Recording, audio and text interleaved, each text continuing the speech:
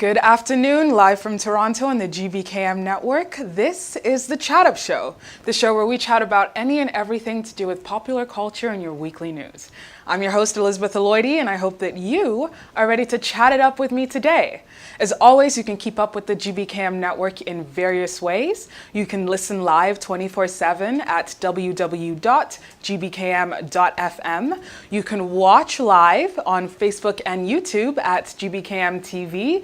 And of course, you can follow us on our social media platforms on Instagram at GBKMFM and Twitter at GBKM_FM. Now, welcome back to another week of the Chatt Up Show. I'm excited to be here with you guys. Can't wait to get to chatting with you today, especially with the conversation we have ready to chat about today. Now, these last few months have been a time for reflection for a lot of us as we've been quote unquote bored in the house and in the house bored while on lockdown and in quarantine. And I'm sure that it's got us thinking about the world around us and how much of an impact we personally make and those around us, and especially our leaders, are making on the world around us. And especially with a lot of the conversations now happening around the world about humanity and society and community in general, there are a lot of questions that are coming up. Now, in the United States, it is 58 days after the murder of George Floyd, and people are still protesting for justice, for the lives lost at the hands of police brutality. That says something. 58 days, and folks are still protesting for justice. Now, with this conversation of Black Lives Matter has come up the conversation of defunding the police, and it's brought up questions about where this money would go, who it will go towards, what kind of funding other parts of the communities need, and how the money that essentially would be taken away from the police budget will be distributed to all these other organizations and community services. And it got me thinking, if we were to go through with this plan to defund the police, there are so many organizations that are obviously in need of funding that will really help with building and developing communities. And there's one in particular that I want to discuss that pertains to some issues that have been discussed for a while, of course. It's not something new, but it's a different kind of conversation now when we're looking at just the impact alone during the pandemic. Now, today I have a very special guest joining me today. This is a woman whose passion and whose work is focused on uplifting and creating a platform for empowering women. Now, as a woman myself, you hear this and you're like, yes, go girl. And I'm so welcome to present and welcome Winnifred Osagie to join us in today's studio on the Chatt Up Show. Welcome, Winnifred. Hi everyone. It's an honor to be here. Thank you for having me. Thank you for being here. Now, I'm excited to chat with you as you have founded your platform, Women International, which, as you say, is all about restoring dignity to womanhood. Can you tell us a little bit more about how you started your platform?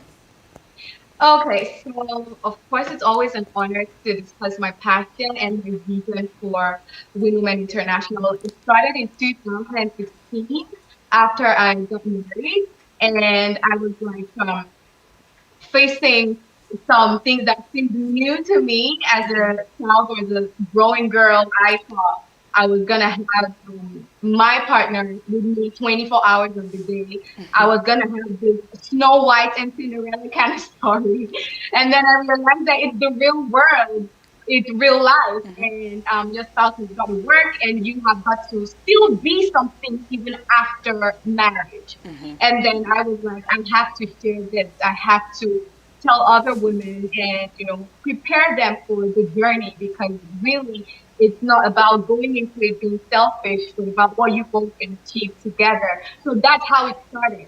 And then I started posting, I started making videos, and of course it was all centered around the Word of God, because of course I am a pastor's daughter.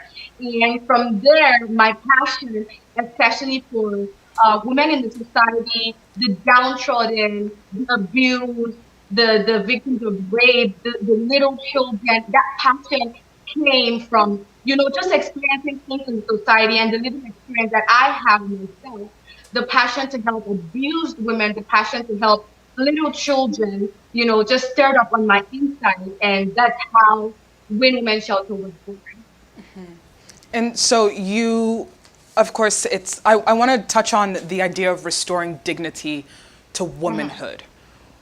What does that mean to you? Great. So I see that society has so neglected women. Women have been relegated to the background. Of course, it goes without saying. Women have been stigmatized, even for undergoing or surviving situations that ordinarily were not their fault. The woman bears the blame. The woman carries the shame. She carries the name. She carries the tide. And my passion is to be the voice, lending my voice to millions of women around the world, not just in Nigeria, but especially Africa at large, and being the voice to say we are more than society has made us seem. We are more than society has made us look. We are enough in ourselves, and we have so much more to give to society and to those around us. So when I say restoring dignity to womanhood, restoring the pride of womanhood in society, restoring the woman to her rightful place in society, socially, economically, in the home front, and otherwise. And why do you think it's taken society as a whole so long to catch up with the changes that have come with, I mean, industrially, how more women are in the workforce and like developing their own independence? Why You is know there what? I still? feel society is it's almost impossible at this point, or looking back, it's been almost impossible for them to accept, the female gender stepping up and doing all of these things. But I feel like society basically is protecting the male ego. That's what I see, and not to mince words, that is what it is. So society is looking down on women and relegating women in a bid to protect the male ego, because they're like, oh, I've heard of situations where they're like, oh, let's say John is good to be the manager of this company, but how is Kevin gonna feel when she begins to manage him? And that just tells me that society in general is protecting the male ego. And as long as that's there, it's going to be a constant struggle. But by the grace of God, with my voice and with everything that I and my husband were doing, we're going to break through. We're going to, bring a whole revolution to that. And as someone who is so vocal about and very passionate about empowering women and showing that women do have a voice that needs to be heard, I'm sure you've gotten backlash from certain people over the years telling you Yeah. that women have received so much equal rights and have so many rights today. Why are we still having this conversation? Oh well, mostly the backlash I get is from Africa, unfortunately, like people in Africa and maybe just a few people, outside of Africa. And my passion or my goal is really to bring this, should I say, kind of equality, especially maybe socially, economically, and even emotionally and mentally in Africa, in Nigeria, precisely. I want to start from my roots. I want to start from home. And there's really no equality. There's really no, as you said, people will backlash and say, oh, but in recent times there's been some level of, inclusiveness and all that. But it's not true. That's only mere words. That may be on paper. That's absolutely not true. We still have marriages where the woman is made to act like a slave. We still have marriages where a woman is abused and nothing is done, nothing is said. He is still the one that gets the blame. So, I mean, how can we talk about inclusivity or equality when all of this is still happening in our society, in our community? It's impossible. So, with the backlash that I have received over the years, even from fellow women, they say, "Oh, you want to be the voice. What makes you think you can be the voice? Why are you trying to be more than you are? Who do you think you are?" But you know what I have to say, and what I always respond to those women? They want to be in the position that I am right now. They wish they had the courage to speak about these things, but they actually cannot come out and stand for what they believe in. So it's really, I don't know, should I say out of lack of courage? I don't want to say envy or whatever, because I am fighting for them. It's their lack of courage that makes them to, feel like, oh, I'm trying to shine. I'm trying to be different. I'm trying to do something that maybe no one has ever done. So they're like, oh, keep quiet, you can't do it, and all that. But then, of course, I know what I'm set out to do, and by the grace of God, nothing is going to stop me. And so, just along those lines, the I guess the title of a feminist is something that a lot of even women are like, oh, I'm not that at all. I don't hate men, because they think that that's what feminism is about. And they're like, I'm not part of the men hating group.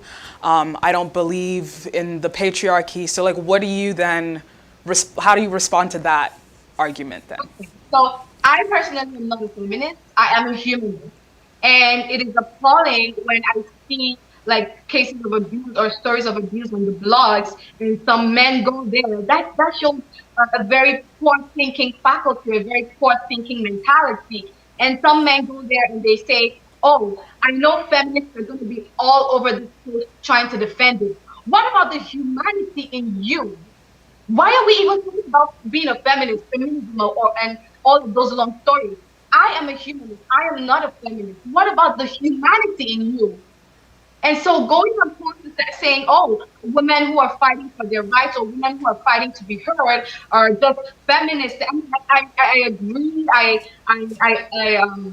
value everything that feminism stands for, but I am basically not a feminist. I am a humanist. I just want women to be treated better in the society. I want women to be seen and be heard. Okay, so the various levels and classes of feminism, that's what some people do not even know. They just feel like, oh, if you're a feminist, that's for women. I am for women. I am not a feminist. I am a humanist. So whoever wants to give themselves a tag, make sure you have the right understanding of the word before you actually give yourself that tag. It's okay to be pro-human. I am fighting for my gender because we have been relegated for so long. For so long, it goes without saying. So, if you want to give yourself a tag, if you're out there, you want to give yourself a tag, go ahead, but make sure you have a full understanding of what it is. And for the men who have made the term feminist seem like a curse, the term feminist seems like, I don't know, a stigma. I would like to say that you should try to educate yourself as a man to know what these women are fighting for. And maybe you too can become a humanist, because I don't see anyone who is pro-human trying to talk down or trying to discredit a woman who's out there speaking for her gender. That's how I feel. Now, with your work, you're hoping to open up a shelter to help people who are fleeing dangerous situations, situations at home. Now, there's, of course, domestic violence happens across the board, all genders. No gender is immune to it, right? I know. But when people hear of the issue of domestic abuse, they think, oh, it's only a man inflicting the abuse on a woman. And if it's a man being abused by a woman, in society, often it's ridiculed, laughed away. People don't tend to take it as seriously. Even like police reports are often neglected when it's a man filing them because of the idea that the man is strong, he's supposed to be the protector, so how are you then getting abused by a woman, quote unquote? So would you want your work to be available to everybody, or is it now that you're focusing on helping women? Okay, so I'm going to say this without mixing words. My focus for the shelter is for women. I understand that abuse cuts across every gender, every race, and every age. However, my vision, my passion is for the female gender. I have watched men being upheld in the society for so long, and that is not to undermine the suffering that they might go through. I mean, really, what physical harm can a woman really inflict on a man? Fine, mentally, psychologically, emotionally, that's all understood. But my passion, my vision is for women. We have been stigmatized and relegated for so long. When a case of domestic violence comes on social media, it is the woman's fault. There is never anything said to the man. And when a man is abused, it is still the woman's fault. There is no time where a finger is pointed at the man for being wrong. So I am out here to help the female gender. There are so many organizations, society, even religion these days, they protect the male ego so much. And I mean, I'm sorry if I don't want to be a part of that community or a part of that group of people. I am set out to help women. My passion, my vision is to help women and give them a voice and put them back when God wants them to be. When the word of God was saying we are the light of the world, the word of God didn't say men are the light of the world. It said ye are the light of the world, men and women. So why would society take it upon themselves to make sure women don't shine? Why would any religious house or any religious leader take it upon themselves to make sure women don't shine? We are the light of the world, and I am focusing in the light in every woman. Unfortunately, not the men at this time. So women for now. Yes, women for now. Now, I mean, we're coming out sort of slowly making our way out of this pandemic, fingers Yes. crossed. And we saw that the rates of domestic abuse across the globe went up an insane amount. In Australia, it was found, according to a report published in the International Journal of Mental Health Nursing. In April, a Google report found that 75% increase in internet searches relating to support for domestic abuse in Australia. The Italian government also began commissioning hotels to provide shelter to the increasing number of people fleeing these abusive situations. France reported about a 32% to 36% increase in domestic abuse complaints, that then followed by the implementation of self-isolation and quarantine measures. And they also went with the hotel accommodation for those fleeing from domestic abuse. So these reports are just showing that across the globe, even in Canada, CBC reported in April that the York Regional Police, which is police north of Toronto here, reported a 22% increase in domestic incidences since stay-at-home measures came into effect in March. So, I mean, from these reports, you can see that being stuck at home increased the number of people who were put in harm's way. And then with so many budget cuts that happened because essentially the economy was shut down for a few months, there wasn't enough funding going to a lot of these shelters that were helping people. And it's a scary situation to think that you have nowhere to run to, right? Like, you're supposed to stay at home, everything else is closed. And even if you do call the police, statistics show that most of those reports don't really follow through a lot of the times. And women or men are folks who are in these domestic abusive situations are forced to essentially stay in those situations. Now though, the Canadian government has, as of April 4th, planned to give up to $40 million to women and gender equality in Canada, Yes. especially for women fleeing gender-based violence. Now that is a step the government's taking, recognizing that shelters like Even Win Women International need the funding, but that's not happening across the globe. And it's a wonder, like, how can we get there where these spaces can be funded and have the proper resources, the proper equipment, the proper technology to actually help people? So I actually applaud the Canadian government. Of course, I am proud Yeah. to be Canadian and to be here. And I just want to say that the wounds or the scars from domestic violence or domestic abuse is not just what we can see physically. As a matter of fact, the bulk of the damage done to victims of abuse, they're done emotionally and psychologically. You do not want to know what women who have been through abuse go through emotionally with their self-esteem, psychologically. That can ruin their life faster than even a broken arm. I'm telling you. So I applaud the step that the government has taken to, fund women's shelter here in Canada. Yeah. And I mean, I'm beyond happy about that. And talking about globally and worldwide, I mean, it's sad, and I would boldly state here that, of course, in Nigeria, as I said, women are made to shush. There was a public interview at a time where the president of one of the countries in Africa, I don't want to be very specific, but I'm sure we all know, publicly said that his wife belongs in the bedroom and no, in the kitchen and in the other room. And so if the first citizen of a country can openly say that about the female in his life, imagine what he thinks about the female gender in general. And so it's really going to be tough for the rest of the world, especially Africa, because that's where my heart is burning for. It's really going to be a tough one for the politicians, the people who are in actual helm of affairs, to come to this point where they can actually begin to fund, bodies, NGOs that are assisting women and all that. But that's why we as individuals need to stand up. People like me, other women like you, I mean, other agencies in Nigeria, in Africa that have already taken the mantle, we have to come up and say, no, even though the government won't do anything about it, I as an individual, I am going to do something about it.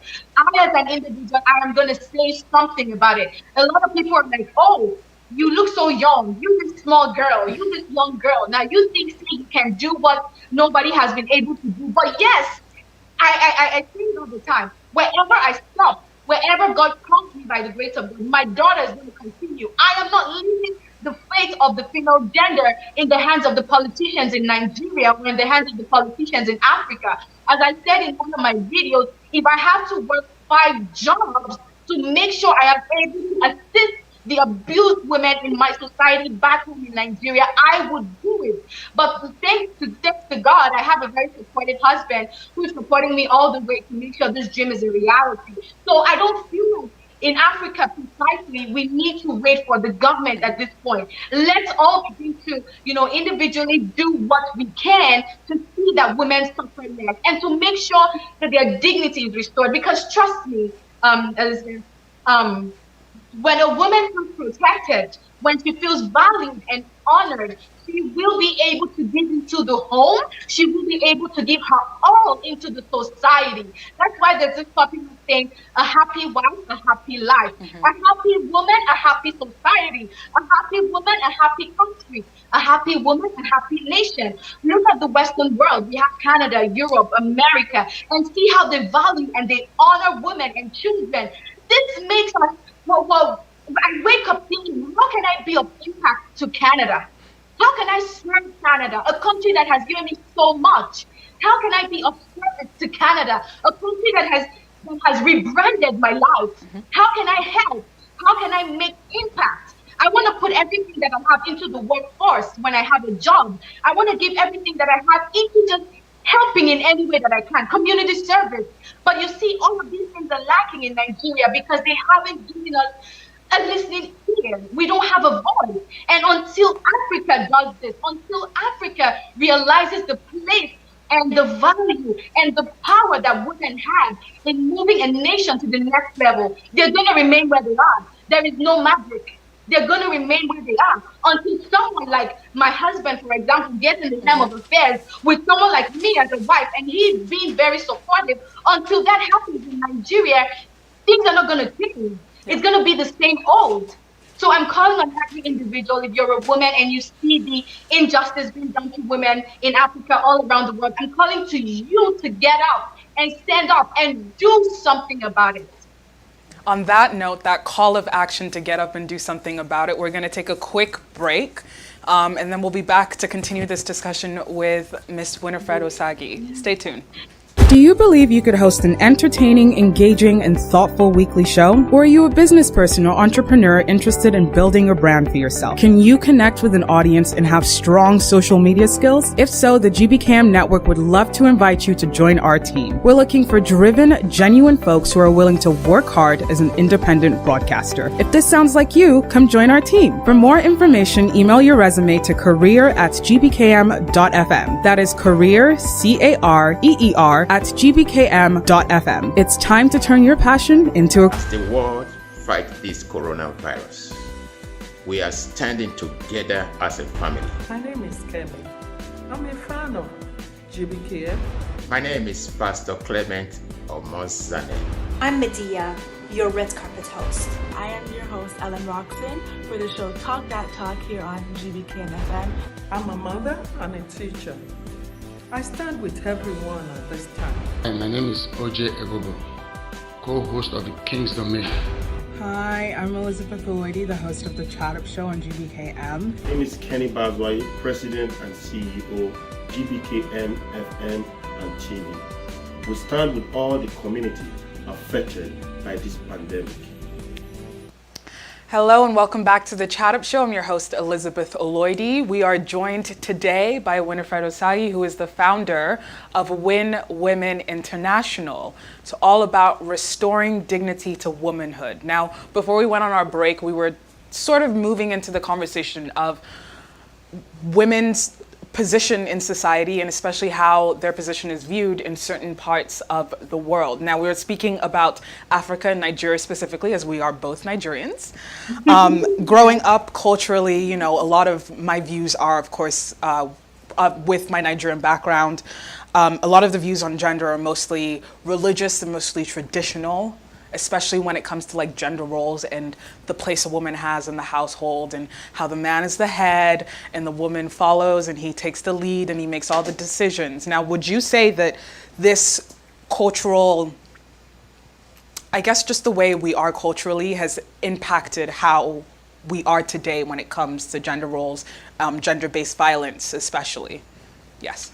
Absolutely, absolutely. And I'm sorry because I know some folks are listening to me right now and they might go off on what I'm about to say. Okay. And you know, there's this new trend of, oh, I'm a traditional man. Mm-hmm. Don't do that. I'm a traditional man. My dear traditional man, there are international men. There are sophisticated men. So when you say I'm a traditional man and using that as an excuse to abuse a woman, please go take a look at sophisticated men, well-read, well-traveled, and learned men around the world. So of course, tradition and you know the patterns that our forefathers left behind, and having the woman carry most of the load of the family has an impact, you know, in everyday marriage today and in society in general. But then again, are we going to continue living like our forefathers and expect our women to continue suffering like our mothers in those days? If you ask my mother's mother or my mother's mother's mother, she's going to tell you, oh, this is how I suffered in those days. They're going to say your time, you guys are enjoying. That alone is enough to tell you that the traditional rules that were followed in the past were to enslave women. Oh, yeah, because your mothers these days will tell you, now they enjoy this time. You guys are enjoying. You guys have a better life this time because then you couldn't move an inch. You couldn't wear what you wanted. You were like, you know, you were like a property of the man. And when I say restoring dignity to womanhood or creating a shelter for abused women, some people might say my goal is to begin to uproot women from the houses of their husbands or to remove them from their families, but that is not the goal. The goal is to make sure that the woman is mentally and emotionally stable to serve her family in the best way that she can. And so being a woman who has a voice or the fight for women to be seen and to be heard is not to undermine the fact or undermine the place of the man as the head of the family. The fact that you're the head doesn't mean you should cut off the neck. No, you give the neck its free flow. So even as women, as the neck that society has said we are, it is absolutely fine. God created us to be helpmates, help me. God didn't create us to be silent or to be slaves. So I feel like as time is passing, we're coming to see more and more women come to the realization and the acceptance of who they really are. And that's what we need in today's society. That's what we need to move forward as women, as a female gender.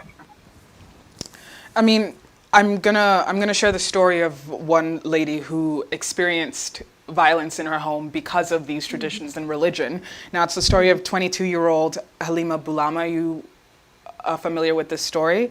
Her husband had cut off her hand with a machete because he felt that she had disobeyed him or disrespected him at a wedding ceremony. And because they are of Muslim faith, he felt that it was his God-given right to discipline his wife how he saw fit, essentially. And there's so much intertwined in our culture with religion and our culture, it's hard to separate the two sometimes. And we see that oftentimes religion is used as an excuse to commit these acts on both ends as well, because there's some women who feel that they can walk around life and not do anything for themselves because that's just what they believe God put them on earth for. And then there are other men who feel that they have to have all the control in the world and control every single little bit of their family's lives because, again, it's their God-given right to.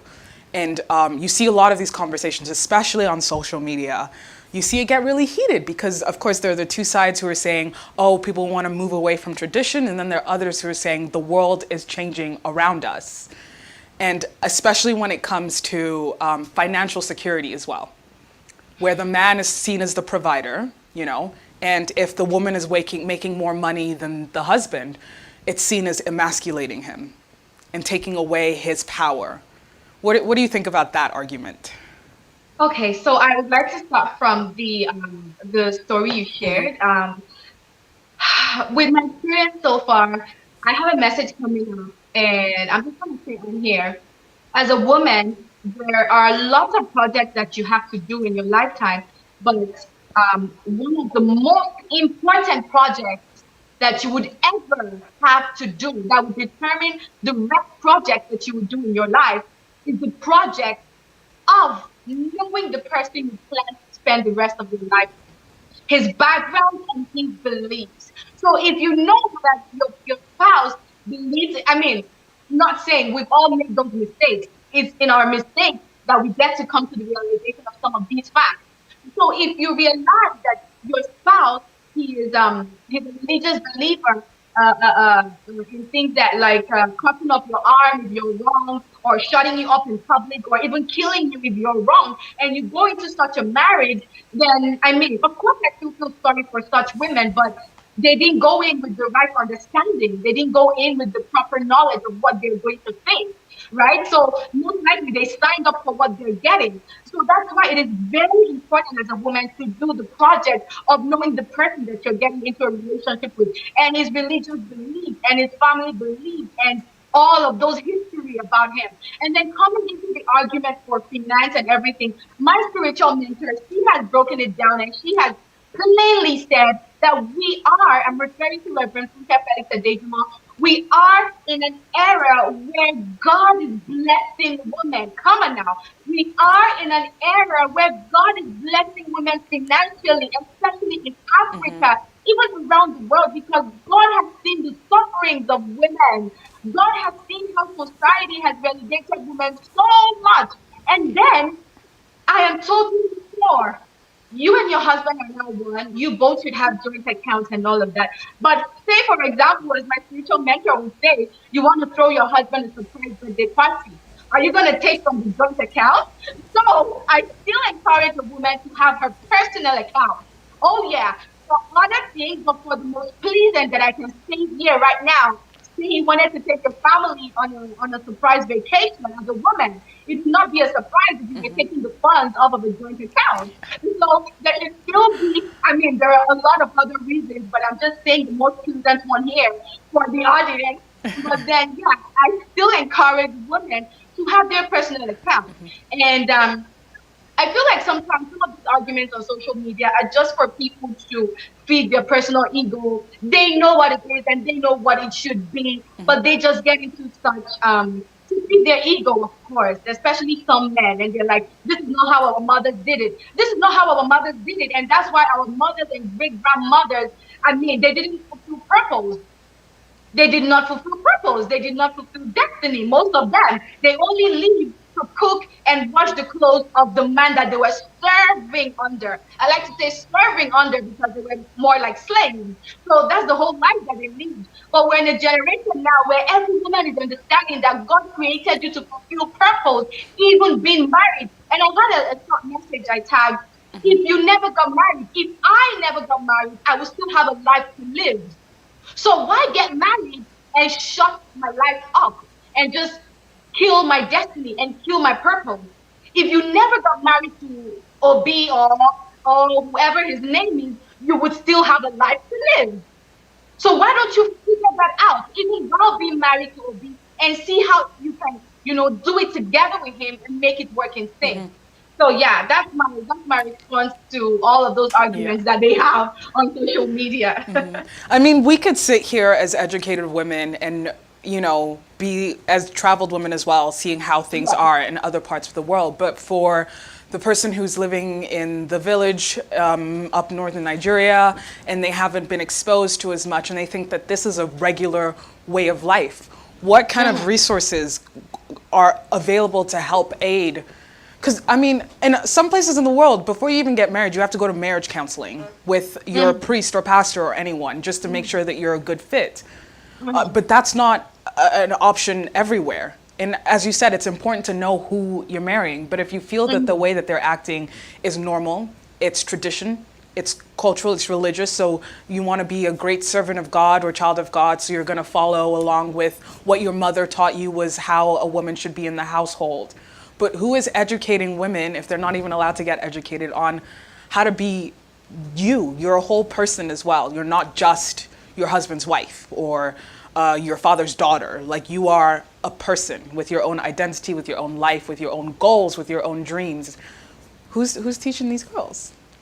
So, not to promote rebellion or for kids to become rebellious, but it's unfortunate that in the, or should I say in their prime, we are really unable to effect as much changes or as much impact as we would like, because say in Africa and Nigeria, in the northern part where they have kid marriage and child marriage and all of that, but those who by the grace of God they are somehow preserved and somehow saved from this child marriage, I believe that when they get to 18, it's at that point that they're able to actually make a choice to decide the kind of life that they want to lead and decide what is good and what is bad. And we thank God for social media. And then a girl who has been raised all her life to feel like she's been called to a life to serve a man, and she gets on social media and she sees me talking about dignity and knowing yourself and knowing who you are and knowing that God has made you to be more, not undermining the place of a man, but also working in sync with the men in society to be all that God has called you to be. I believe something is going to drop in her heart, and then it's going to be up to her at that age of 18 to take a stand. And if that means leaving your comfort zone or leaving what you have always known, then it has to come to that, and be the odds of society and community. And one thing I want to say is, to be great, to be different, you have to do something different. To be different, to be all that you have to be all that God has called you to be. You cannot roll like the others. You have to roll different. So I'm not, as I said, I'm not encouraging rebellion or rebellious attitude, but it comes a time, of course, even Nigeria recognizes the 18 as a legal age. It comes a time where you're able to take a stand. If you're hiding and you're listening to me right now and you're 18, you're 19, you're 20, and it seems like what you grew up knowing doesn't seem like the kind of life that you want. Baby girl, I'm telling you right now, you are of age and you can take a stand for yourself. You can make a move for yourself. I promise you, you would not be stranded. As long as what is in your heart is a fire that is burning to fulfill purpose, God is going to see you through. If he doesn't abandon the birds of the air, why do you think if you decide to take a stand, God is going to abandon you? If you need to speak, if you need to talk, you can absolutely reach out to me. I'm all for it. I'm not for you insulting your parents or insulting your father or bullying or what. No. But when you have to take a stand, you can take it the right way. And I support you. That's what I have to say on that. Now I have a question for you. Do you think Nigeria is ready for a female president? At all? Oh, no, they're not. They're not even ready for a female first lady. You know what? Sometimes I feel like Nigeria wants a male first lady, because even the office of the first lady has been relegated to the background. So how would we even say that they're ready for a female president if the first citizen of the country came out to openly reduce the office and the position of the very first lady of the country? What do you think he sees me as? He would probably say, oh, she's just talking. She's probably less busy today, so she's just talking. Yeah. He sees no importance or relevance in what I'm saying. So Nigeria is not ready for a female first lady. Or female there are other things to deal with first, right? Yeah. Now, in March, a Lagos government-run domestic and gender violence response team reported that there was a 60% increase in domestic violence, a 30% rise in sexual violence, and a 10% rise in physical child abuse. Now, this was of March this year. And of course, that's gone up since quarantine and people were in lockdown. And then the issue was that most people who were in lockdown couldn't even make it to the police station because A, it was too far away, or the police just didn't provide any aid in their situation. And this isn't something that just happens in Nigeria. This is across the globe, where the people who are essentially the gatekeepers of safety don't do the full follow through of the reporting of the case, and most of the cases don't even go to trial. And that's where the conversation of defunding the police comes in, and where those funds will then be reallocated to shelters like yours and resources and organizations like yours. Do you feel that that is a necessary next step to make in societies that are ready to take that step of looking at the funds that the police are getting as the first responders essentially to these kind of cases, and instead giving that money to women's shelters or even just like domestic abuse shelters, NGOs that are working to create a safer space within the community? I absolutely agree with what the government is doing. And, you know, sometimes when there's a storm, God is working behind the scene. I'm not saying this to undermine the sufferings that women have gone through, or that survivors of abuse have gone through in this period, especially during quarantine. But I would say that it has shed more light on, you know, how deep that this thing has, you know, eaten into society. And for this, do I say I'm grateful to God, or I am sorry to the victims? I'm grateful to God. It's everything, you know. So I totally feel like, for people, I know this, for people who have survived abuse, the first response is not the healing that they need. That first response from the policemen is not the healing that these people need. The NGOs, the shelters, they do more of these work. They actually bring these women, they bring these victims back to life. I am telling you the truth of the matter. I don't know if you or anybody close to you has experienced abuse, but the emotional and psychological damage is worse than your hand being cut off. So I absolutely agree, and I feel like it's the right next step for any country who's ready to cut down the rate of domestic violence. I feel like this is the next step that they should all take, and, you know, just so to encourage people who are actually working in these shelters to give us more strength and, you know, more push to keep it going, because the truth of the matter is there's hardly anything that can happen without proper funding. We can talk and talk and talk and talk, and that's why I said if I have to work 5 jobs, that's to say if I have to work and work and work to make sure that women suffer less, I'm going to do that. And if the government is stepping up to say, I'm going to fund you, I'm going to help you, oh yes, my passion is going to be tripled and quadrupled, because I'm like, yes, I have everything I need to help these women out there. So yeah, it's perfect. I feel like it's the right next step. Yeah. And even more than just organizations, education really starts in school, when they're teaching you about, you know, going through puberty and all of that. And in some, even in the province of Ontario, there was question about whether the sex ed curriculum will be taken out of the school curriculum, because they didn't feel that it was necessary to be teaching children about sex. But because there are other conversations that happen around it, especially when it's about like sexual-based violence, about consent, those types of conversation, it's really in the education of these matters, that maybe not teaching, you know, like your babies about it from the first year of school, but as folks get older, you see that education is lacking in the beginning, and that's how you can see the perpetuation of these old school values, if you will, where a lot of people don't really know what they're doing is wrong, because they think that, well, it's normal where I come from, everyone does it, it's fine. So would you agree that it's important to also fund that kind of education? Of course, absolutely. Like you said, not really from the day the baby's born, but from 4, from 5. And we even see, I saw a very, oh my God, oh Jesus, a picture of a newborn baby that was sexually assaulted. I don't know if you saw that in Africa.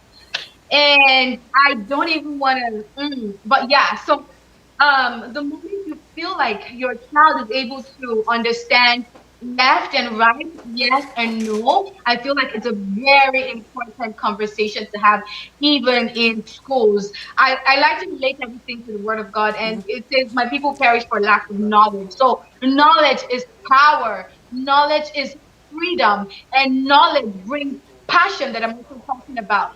So, from an early age, we were able to give these kids the knowledge, we were able to equip them with this power in the form of knowledge.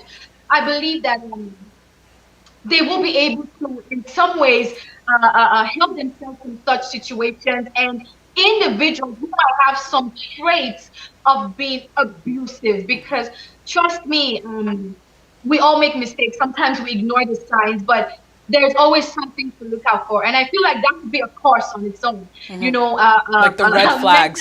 how to identify a mentally unstable person. No. I think it should be tagged more interestingly. How to identify a very normal, mentally unstable person. Yeah, like there should be a course, a program on how to identify such people, and also identify if you are one as well, so you can work on yourself. Yeah. Yeah. A lot of self-work that needs to be done, right? Yeah. And it's in knowing, as you said, knowledge is power. So if people don't Yes. even know that, they're walking around with these narcissistic, sociopathic tendencies, then they're going to Exactly. continue inflicting this trauma on other people Yes. without realizing it. But it's, it's about both sides as well. Having those resources as well to help people who are dealing with these mental illnesses and issues in general, knowing how to cope with it. And we know that a lot of that is not as funded as well. Mental health resources for people, not only those who have been through abuse, because as you said, those scars are psychological as well. And it takes Yes. a lot of therapy, a lot of communicating, learning how to communicate your feelings, a lot of being able to unpack the trauma without it putting you back in the space. Years of work. The the damage of abuse. Except you have God, it can live with you for the rest of your life. That it does to you emotionally and psychologically. Trust me. But then yeah. also, what's also interesting is wondering what kind of resources are out there for those who are abusing. Because I mean, if it does go to trial and they do end up being thrown into prison, how much rehabilitation is happening that if they are let out again, they won't do the same thing or worse after? Right. I believe abroad, I feel like they have courses or classes or people who go into the prisons to speak to them. And of course, this is something that I would want to branch into in the future, especially with people who are serving time for being abusive, because this is what I'm centered on. This is what I'm passionate about. I would want to, maybe I and my team go there from time to time and speak to them as to understanding some of the pain or some of the reasons or the root cause why they act the way they do, and to ensure that when they get out, they're better refined people. So I believe the rehabilitation can go on behind bars, even in the confinement of the prison.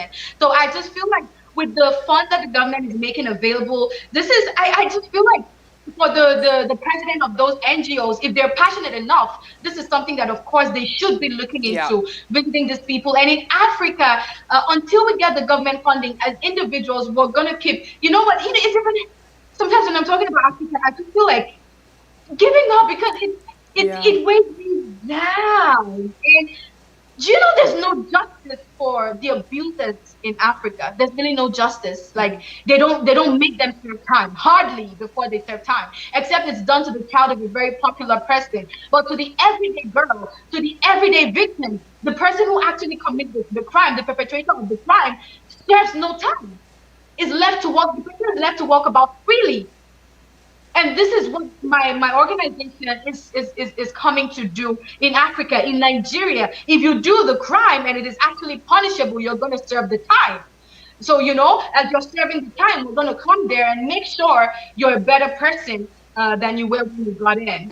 Up until the government hopefully hears our cry, and somebody that actually knows the value of women gets in the helm of affairs in Africa, to be precise now. Yeah. So then with that in mind, what is your best case scenario? Like what is it that you want to see when it comes to change around justice for women across the continent of Africa, like, or even just across the world globe? I mean, we know in India there was an epidemic of rape, and because a lot of people didn't know what consent was, and a lot of the officials were in on covering up a lot of the crimes.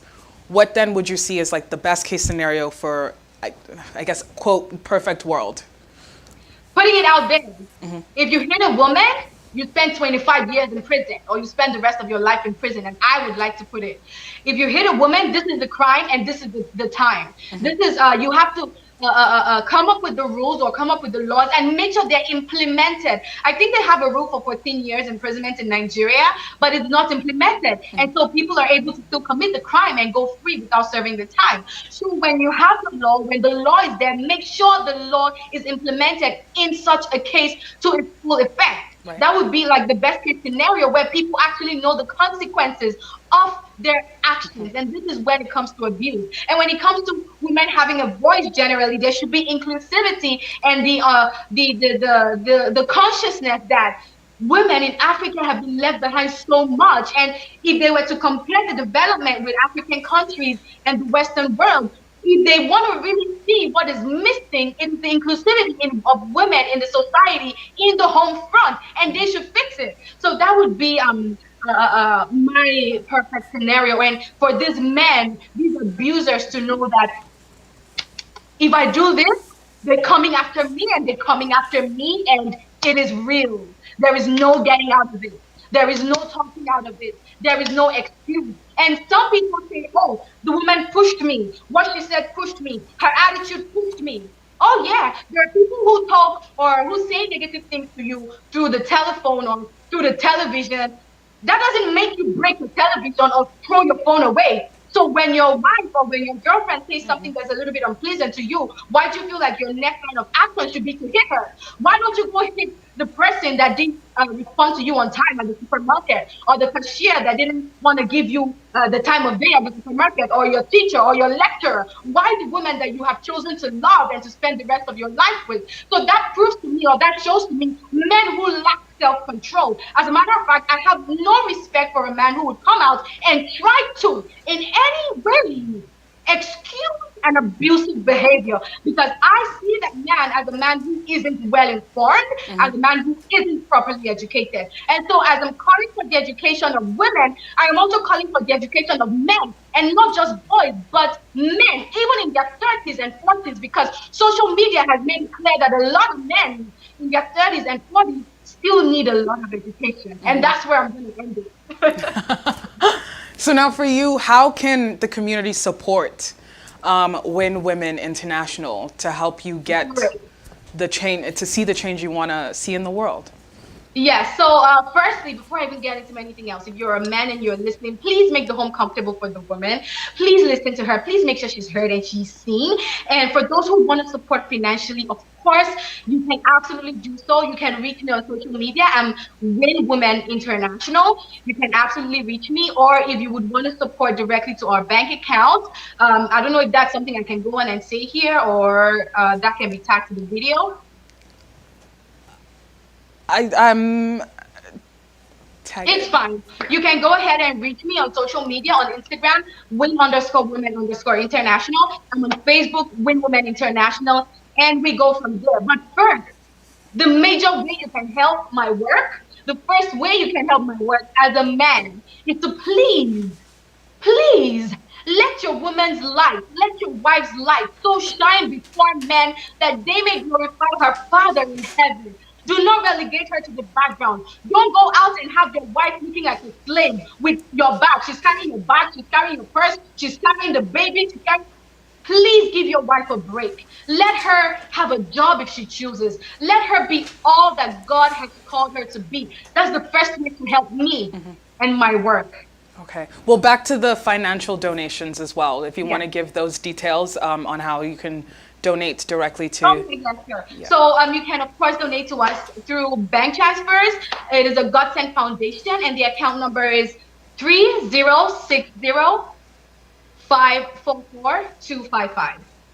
3060-544-255. First Bank, Nigeria, a God Sent Foundation. And you can also send an Interact transfer to my email, Winnie, WINNIE, Osagie@gmail.com. That's a long name, but yes, you can reach me on social media everywhere, and we'll go from there. I appreciate everyone who would just want to call me say, oh, I love what you're doing and I want to share ideas. I may not have it financially right now, but I want to share ideas. I have people on ground who can reach out and we can have a protest or we can go to the prison. I would love that as well. And of course, money moves things. So yes, of course. Thank you so much. Of course. So again, that's Win Women International for you out there who are looking to get in touch with Winnifred Osagie.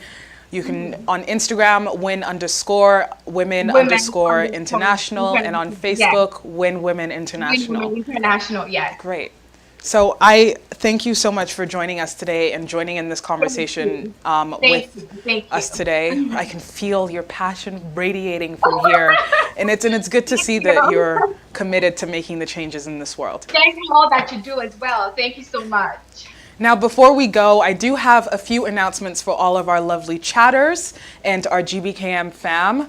First announcement is, again, you can get yourself one of these great GBKM face masks to protect yourself as you're out and about. As you know, in Toronto now, every indoor place, public space, you have to be wearing a mask. So if you want to get yourself one of these cool, dandy, also it's black and reusable, just send us a DM on Instagram, it's GBKMFM, or send us an email at admin@gbkm.fm if you want to get yourself one of these cool masks.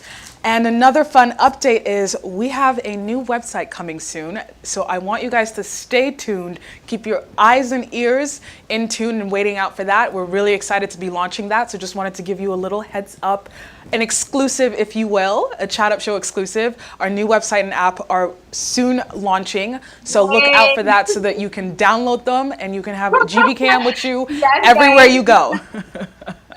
And with that, I just want to say thank you again to you, Winnifred, for joining us on the Chatt Up Show today. Thank you. I appreciate you. Thank you. And for you watching at home, thank you for joining as well on the Chatt Up Show. And thank you for all that you're doing supporting our network. As always, you know you can support in various ways by watching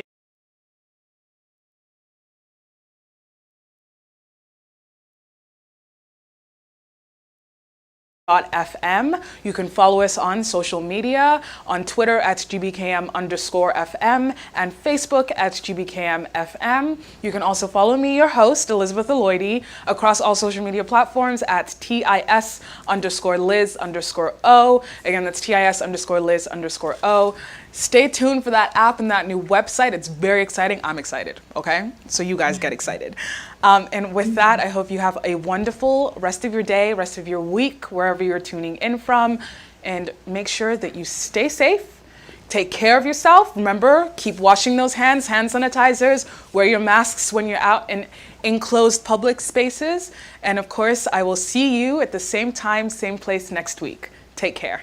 Career. Do you believe you could host an entertaining, engaging, and thoughtful weekly show? Or are you a business person or entrepreneur interested in building a brand for yourself? Can you connect with an audience and have strong social media skills? If so, the GBKM Network would love to invite you to join our team. We're looking for driven, genuine folks who are willing to work hard as an independent broadcaster. If this sounds like you, come join our team. For more information, email your resume to career@gbkm.fm. That is career, CAREER